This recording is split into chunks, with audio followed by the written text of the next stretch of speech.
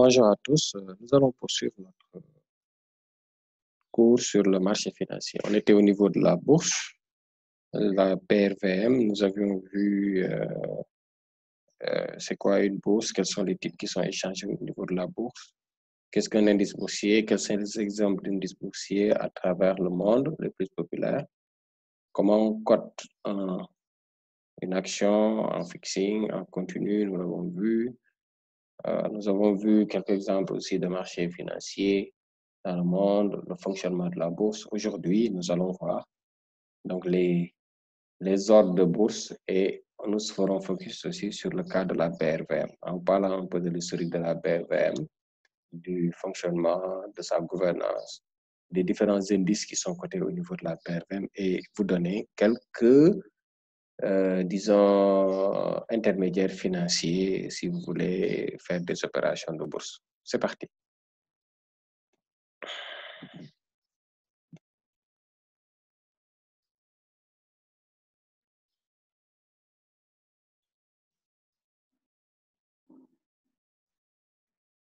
Alors, les ordres de bourse.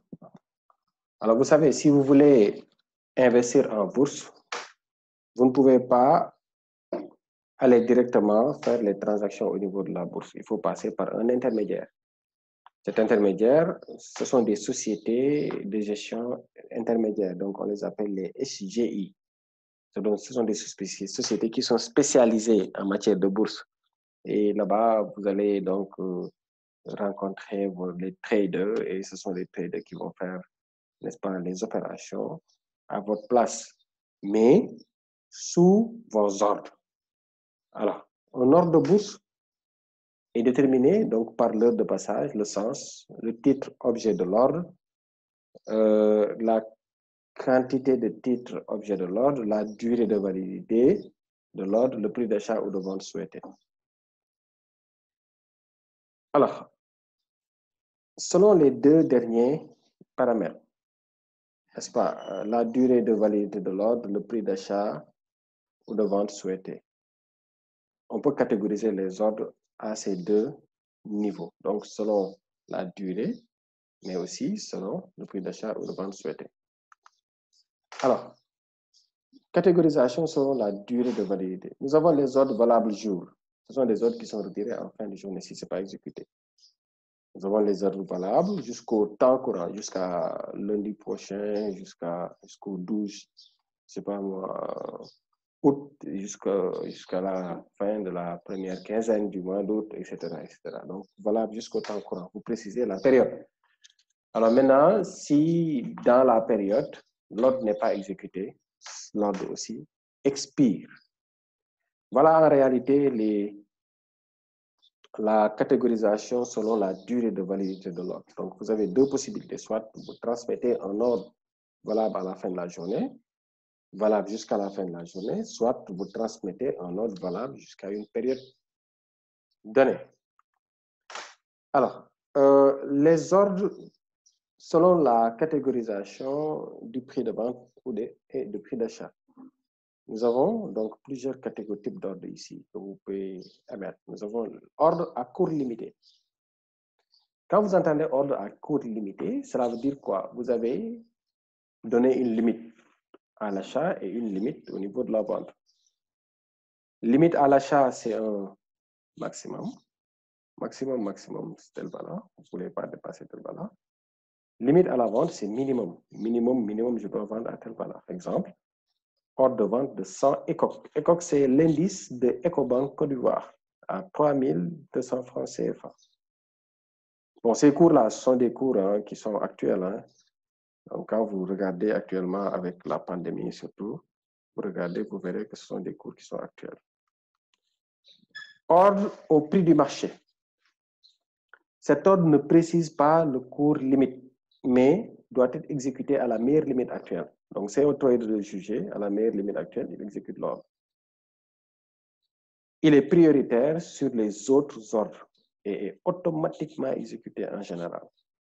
Par exemple, vous dites, vous donnez un ordre de vente de vos 100 titres BOA, 100 actions BOA Côte d'Ivoire au prix du marché. Donc, il va juger la meilleure limite du prix du marché, il va l'exécuter. Alors, ordre tout ou rien. C'est un ordre qui s'exécute en bloc. Il n'y a pas de possibilité de fractionner. Vous avez 100 actions de Sonatel Sénégal. Vous demandez à ce qu'on vende vos 100 actions Sonatel Sénégal à 12 900 francs. Tout ou rien. Voilà. Il n'a pas le droit de fractionner l'ordre. Il vend les actions en bloc. Sinon, il ne s'exécute pas. Ordre stop, ce sont des ordres qui sont déclenchés si le cours atteint un certain seuil.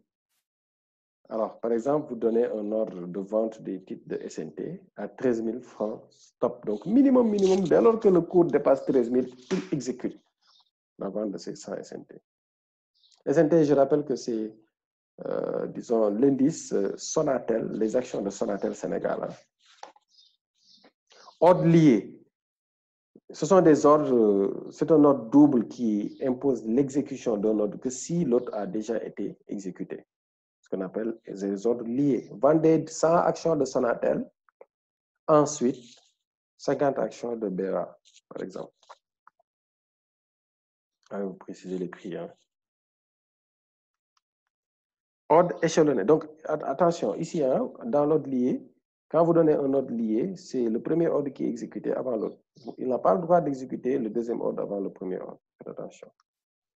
Alors, ordre échelonné, c'est un ordre qui est destiné à s'exécuter de façon fractionnée. Par exemple, quand vous voulez vendre 100 actions de la Sonatel Sénégal à 13 000 dans 2 bourses données. Donc là, on parle d'ordre échelonné. On l'échelonne dans 2 bourses. Voilà donc les différents types d'ordres qui sont passés donc, par rapport au prix d'achat et de vente. Donc, nous avons ordre limité, je récapitule, ordre prix du marché, ordre tout rien, ordre stop, ordre lié, ordre échelonné. Voilà maintenant, donc mes chers, je vais attaquer directement et faire focus un peu sur la bourse régionale des valeurs mobilières. Cas de la BRVM, un peu d'historique. La valeur bourse des valeurs mobilières est commune à l'ensemble des pays de l'UEMOA. Les pays de l'UEMOA sont le Sénégal, Togo, Burkina, Côte d'Ivoire, Bénin, Guinée-Bissau et Côte d'Ivoire. Mali aussi, hein, si je ne peux pas citer Mali, oui. Ça fait 8 pays. Hein. Alors, la mise en place de la BRVM, c'est vrai que ça s'est réalisé en plusieurs étapes. Il y a eu d'abord, ce qui a précédé tout ça, c'est la création de l'UMOA. De l'UMOA. Au départ, c'était l'UMOA. En 1973, le traité de l'UMOA a été signé par les pays de l'Afrique de l'Ouest. En 1993, le Conseil des ministres décide de créer un marché financier régional et attribue le mandat à la BCEAO pour conduire le projet. C'était en décembre, le 17 décembre 1993. En 1996, 3 ans plus tard, il y a eu la création à Cotonou du dépositaire central banque règlement, DCBR, dépositaire central banque règlement. Mais aussi, il y a la création à cette même date de la BRVM comme une société anonyme privée. Ça s'est passé au Bénin, à Cotonou, le 18 décembre 1996. Le 20 novembre 1997, il y a eu l'installation de l'organe de régulateur du marché de la BRVM, le CREPMF, Conseil régional de l'épargne publique et des marchés financiers. C'est l'organe qui se charge de régulariser le marché. D'accord? C'est l'autorité, en tout cas, suprême du marché financier. 1998, 16 septembre précisément, c'est la date de démarrage des activités de la BRVM et du DCBR, du directoire du dépositaire central banque règlement. 98. C'est la raison qui fait que généralement on dit que la BRVM est née en 1998. En réalité, elle n'est pas née en 1998, c'est qu'elle a démarré ses activités précisément en 1998, le 16 septembre 1998. Le 24 mars 1999, démarrage de la cotation électronique décentralisée. Alors, les cotations se faisaient les lundis, les mercredis et les vendredis. Donc, 3 cotations dans la semaine. C'est le 12 novembre 2001 que la cotation est devenue quotidienne. Donc, on est passé de la cotation de 3 cotations par semaine à la cotation quotidienne. Chaque jour, on cote. Sauf que toute cette période est marquée par la cotation au fixing. C'était le fixing. Hein. Il n'y avait pas de cotation en continu. En 2007, juillet 2007, alors les délais de livraison passent de 5 jours à 3 jours. Retenez bien ces 3 jours-là. Quand vous faites une transaction, quand vous vendez une obligation dans un marché, en 3 jours, on va créditer votre compte bancaire. Le délai, c'est 3 jours. Ce n'est plus 5 jours, mais c'est 3 jours. Alors, en septembre 2013, le 16 septembre 2013, la BRVM est passée du fixing en continu. Alors, en juin 2014, il y a eu la création de l'indice Standard Loan dédié au marché financier de l'UEMOA par la société de services financiers de Morgan Stanley Capital Investissement. Alors, la BRVM a intégré 4 jours plus tard l'indice Standard Loan Morgan Stanley Capital Investissement et le Standard Poor's Dow Jones. Alors, le 14 novembre 2016, la BRVM intègre l'indice Frontier Market, MSCI Frontier Market. MSCI Frontier Market, c'est un indice, indice pour les pays émergents. Hein. Donc, les pays émergents, il y en avait juste 5 pays africains qui ont intégré donc, le MSCI, Frontier Market. Maintenant, il y a aussi un autre MS, il y a MSCI World Index. Aucun pays, donc ça c'est pour les pays développés, quoi. Aucun pays africain, aucune bourse africaine n'a intégré pour le moment ce MSCI World Index. Donc, ce sont des indices. Pour les intégrer, il faut respecter un certain nombre de critères, d'accord, sur la capitalisation, sur le volume de titres échangés, sur le volume annuel des échanges aussi. Donc, il faut respecter un certain nombre, une certaine rigueur en matière de bourse, de sécurité, de liquidité pour intégrer ces indices. Voilà, le 19 mars 2018, ouverture du 3e compatriment des actions de la BRVM. La BRVM, avant 2018, était réservée uniquement aux grandes entreprises. Hein, aux grandes entreprises avec les indices des 2 compatriments des grosses capitalisations et les indices composites. Mais en 2018, il y a ouverture du 3e compatriment réservé aux petites et moyennes entreprises. Alors, ces PME, maintenant, peuvent intégrer la bourse en respectant certaines conditions. Alors, les conditions, il faut que la PME soit d'abord une SA. Donc, vous ne pouvez pas intégrer la bourse sans avoir le statut d'SA. Donc, SA, société par action. Deuxième, c'est que vous devez avoir un capital minimum de 100 millions pour intégrer, je dis bien, le 3e compatriment. Alors que pour le premier compatriment, c'est 500 millions. Hein, il faut avoir minimum 500 millions. Pour le compatriment des grosses capitalisations, des capitalisations composites, il faut minimum 200 millions. Mais on a ouvert un 3e compatriment pour les PME. Donc là, le capital minimum, c'est 100 millions. Donc j'ai dit avoir un statut SA, un capital minimum de 100 millions. Alors, au moment où vous voulez vous introduire, il faut d'abord déposer 2 états financiers successifs certifiés par un commissaire aux comptes. Alors, il faut produire un plan d'affaires sur un horizon de 3 ans, parce que ce plan d'affaires-là est proposé aux investisseurs qui vont vouloir, disons, apprécier donc, le futur de l'entité. 3 ans.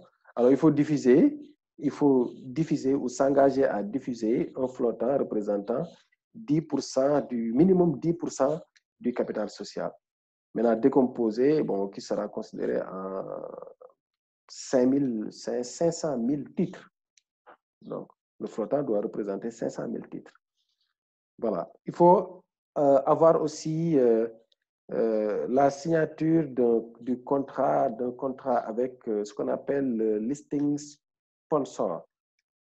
Listing sponsor. Alors, listing sponsor plutôt. Listing sponsor. Alors, le listing sponsor, c'est, disons, un organe qui se charge d'accompagner les petites et moyennes entreprises sous le respect des contraintes, donc de la réglementation imposée par, n'est-ce pas, les autorités de la BFM. Alors maintenant, le 30 juillet 2018, il y a changement de la dénomination du Conseil régional d'épargne publique des marchés financiers qui, n'oubliez pas, se charge qui est l'autorité suprême des marchés financiers, par l'AMF. Donc, l'AMF joue le même rôle, hein, sauf qu'il y a un changement de la dénomination. L'AMF, c'est ce qu'on appelle l'autorité des marchés financiers. Même en Europe, dans les bourses européennes, nous avons AMF, autorité des marchés financiers. Donc, c'est cette même dénomination qu'on a repris ici. On parle d'AMF, de l'UEMOA. Voilà, mes chers, donc quelques historiques de la BRVM. Maintenant, on passe à la mission. Mission de la BRVM. La BRVM a principalement 4 missions. L'organisation, la BRVM doit se charger de l'organisation du marché financier. La BRVM doit se charger de la cotation et de la négociation des valeurs mobilières. La diffusion des informations boursières obligatoires, donc c'est très important, la diffusion des informations, la promotion, mais aussi le développement des marchés. Donc, faire en sorte que la bourse intègre des indices tels que MSCI, World Index. Voilà, donc développer. Parce que plus on intègre des indices populaires, des indices qui sont reconnus, et plus on a de la crédibilité, et plus on est, disons, on aspire de la confiance auprès des investisseurs étrangers. Gouvernance de la BRVM. La BRVM est une société anonyme régie par les dispositions de l'acte uniforme relatif aux droits des sociétés commerciales et du groupement d'intérêt économique. L'AUDCG, c'est une société privée qui comporte, société anonyme privée qui comporte un conseil d'administration composé de 12 membres. Donc, il y a 12 membres dans la société BRVM. Alors maintenant, les heures de cotation. Alors, pour la journée de cotation, ça, c'est les jours normaux, hein, sans férié. Hein, parce que quand il y a férié, il peut y arriver qu'il y ait des changements. Alors, maintenant, pour les jours normaux, nous avons de 9h à 9h45, on parle de pré-ouverture. Donc, c'est en ce moment qu'on confronte les ordres d'achat et de vente qui sont dans le carnet avant l'ouverture pour disons, dérouler et confronter les achats pour, in fine, sortir un cours d'ouverture. Donc, on appelle un fixing d'ouverture. Hein? Voilà. Alors, 9h45, maintenant, fixing d'ouverture, la bourse ouvre. Les négociations commencent de 9h45 à 14h. Donc, si vous voulez passer un ordre qui sera exécuté dans la journée, il faut le faire entre 9h45 et 14h. À 14h, il y a pré-clôture. D'accord? Il n'y a plus de négociation. D'accord? En continu, on arrête, mais on reçoit les ordres qu'on met dans le carnet de 14h à 15h. Ensuite, on fait un fixing de clôture. Alors, on détermine un fixing de clôture. Donc, pour dire que aujourd'hui, donc, les cours de telle action donc, sont à tel niveau à la clôture de bourse. Alors, maintenant, vous allez constater des fois que le fixing de clôture est différent du fixing d'ouverture. C'est très, très logique parce qu'à la clôture de la bourse, on continue à recevoir des ordres, mais qui ne seront pas exécutés, mais qui seront mis dans le carnet d'ordre. Et c'est dans la période pré-ouverture que l'on, n'est-ce pas, confronte les ordres d'achat qui sont reçus à la clôture et les ordres de vente pour déterminer un nouveau cours d'ouverture. Voilà. Alors, la négociation du dernier cours, c'est entre 14h30 et 15h. Maintenant, la fermeture officialisée, ça sera à 15 heures. À 15 heures, on ferme officiellement la bourse. Voilà. Voilà donc comment ça se passe pour les heures de cotation dans les jours normaux. Ça dit, quand je dis jours normaux, c'est des jours ouvrables, hein, qui ne sont pas des fériés, etc. Alors, maintenant, quelques indices d'action au niveau de la bourse. Je vais vous proposer des indices d'action et d'obligations qui sont au niveau de la bourse. Au niveau de la bourse, il faut retenir qu'à la BRVM, on a 46 entreprises qui sont cotées, 46 sociétés privées qui sont cotées. D'accord. Alors, décomposé comme suit. Nous avons 5 dans le domaine agriculture. Les autres secteurs, il y a une seule entreprise. Distribution 7, finance il y a 15, industrie il y a 12, service public il y a 4 et transport il y en a 2. Quand vous comptez, ça fait 46 entités. Alors, ils sont généralement décomposés en BRVM 10 et BRVM composite. Composite, c'est les autres compartiments. BRVM 10, c'est les grosses capitalisations, les grosses pointures. Les obligations, par contre, on a 3 catégories d'obligations. Les obligations proposées par les États. À l'état où je vous parle, il y a 54 obligations qui ont été émises au niveau de la BRVM. Maintenant, dont 6 qui sont échues. D'accord? Les taux de ces obligations varient de 2,3 à 6,9. D'accord? 22 sont au taux de 6,5%. Donc, vous voyez bien, ça, c'est le mode, 6,5%. Donc, retenez ces taux, hein, 6,5%, obligations d'État. Donc, ce qu'on appelle les obligations sans risque, les OAT. Donc, il y a 2 qui sont à moins de 5%, donc vous voyez, c'est très rare. 1 à 6,9%. Obligations privées, 12, il y en a 12, dont 3 échus. Maintenant, les taux, regardez bien, c'est tout à fait logique, 6,25 à 7%. Le privé présente plus de risques que l'État. C'est la raison qui fait que le taux, vous voyez bien que ça va jusqu'à 7%. Alors, pour les obligations régionales, nous avons 16, dont 2 déjà issues. Obligations régionales, c'est les obligations émises. Généralement, on retrouve à la BRVM les obligations émises par la Caisse régionale de refinancement hypothécaire. D'accord? Caisse régionale de refinancement hypothécaire, c'est un établissement financier dont les actionnaires sont des établissements financiers et des banques. Maintenant, qui se chargent de financer les prêts au logement hypothécaire des clients de leurs actionnaires. Voilà. Alors, maintenant, ici, donc, je vous donne en dernier lieu quelques exemples de sociétés d'intermédiation au Sénégal. Donc, la liste exhaustive, pour être plus clair, hein, il y en a 6 au Sénégal. Vous voulez intervenir en bourse, choisissez parmi ces 6. Voilà. Il y a CGF Bourse qui se trouve à la route de Cheikh Anta Diop, après 80. À côté de, quand vous allez vers, c'est sur la route de Mermoz, là. Hein. Voilà. Alors, il y a Abco Bourse qui se trouve en ville, boulevard de la République. Il y a Evers Finance qui se trouve à l'immeuble Platinum, avenue toujours de la République. Il y a FGI, immeuble Diallo, qui se trouve sur la VDN, hein, à 6 Foire. Il y a Invectus qui se trouve à l'immeuble Seydina Chamet Tijani, avenue Birago Diop. Il y a Impacté Security qui se trouve au Sacré-Cœur 3. Donc, si vous voulez investir en bourse, quand vous êtes au Sénégal, ce sont ces 6 intermédiaires qui vous peuvent intervenir à la bourse quand vous leur donnez un ordre d'achat ou de vente. Voilà, mes chers, ce que je voulais présenter en guise de culture générale, hein, au niveau de la bourse.